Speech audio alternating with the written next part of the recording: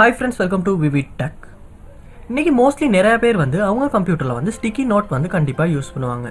So ஏதாவது ஒரு விஷயத்தை வந்து நம்ம மறந்துடக்கூடாது, அதை நோட் பண்ணி வச்சுருக்கணும் அப்படின்றதுக்காக வந்து நம்ம ஸ்டிக்கி நோட் வந்து கண்டிப்பாக யூஸ் பண்ணுவோம். ஸோ இந்த ஸ்டிக்கி நோட்டை வந்து டெஸ்க்டாப்பில் வந்து நம்மளால் வந்து ஒரு நோட் பேட் மாதிரி இல்லாட்டி ஒரு நோட் புக் மாதிரி நம்மளால் வந்து ஏதாவது ஒரு விஷயத்தை டைப் பண்ணி வச்சு அதை வந்து யூஸ் பண்ணிக்கொள்ள முடியும்.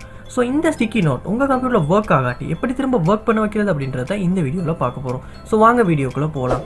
இதுதான் நம்ம சேனலுக்கு நீங்கள் ஃபஸ்ட் டைம் வந்திருப்பீங்களா இருந்தால் நான் விக்னேஷ். மறக்காம நம்ம சேனலை வந்து சப்ஸ்கிரைப் பண்ணிட்டு அப்படி பத்தோட பெல் ஐக்கனையும் கிளிக் பண்ணிக்கங்க. இது வரைக்கும் ஸ்டிக்கி நோட்ஸ் நீங்கள் யூஸ் பண்ணாதவங்களா இருந்தால் எப்படி யூஸ் பண்ணுறது அப்படின்னா, நீங்கள் உங்கள் கம்ப்யூட்டர் சர்ச் பாரில் ஸ்டிக்கி அப்படின்றத வந்து சர்ச் பண்ணிக்கொள்ளுங்க.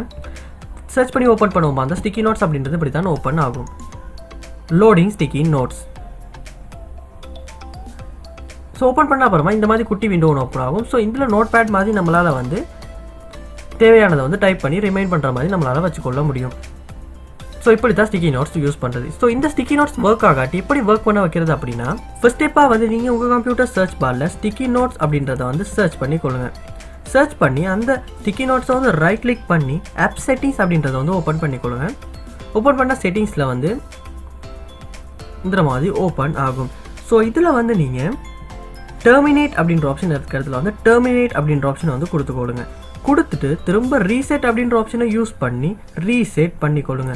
ரீசெட் பண்ணிவிட்டு உங்கள் கம்ப்யூட்டர் ஒர்க்கை வந்து ரீஸ்டார்ட் பண்ணிவிட்டு உங்கள் ஸ்டிக்கி நோட்டை வந்து திரும்ப வந்து ஓப்பன் பண்ணி பாருங்கள். கண்டிப்பாக வந்து ஒர்க் ஆகாத ப்ராப்ளம் வந்து உங்களால் சால்வ் பண்ணிக்கொள்ள முடியும். ஸோ கண்டிப்பாக வந்து இந்த ஸ்டெப்ஸை வந்து நீங்கள் ட்ரை பண்ணி பாருங்கள்.